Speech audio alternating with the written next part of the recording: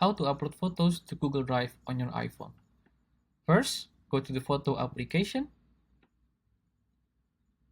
and select the photo you want to upload by clicking select in the upper right corner. Then click the photo you want to upload. After that, press the share button in the lower left corner and you will see the Google Drive logo.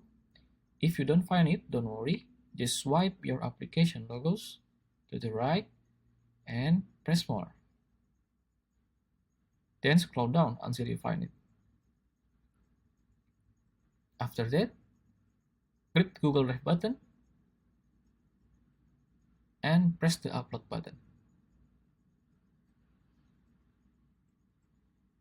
You want to wait for a while, and after that it's complete. You can find your drive and the image is already uploaded. If you find this video useful, please consider like and subscribe.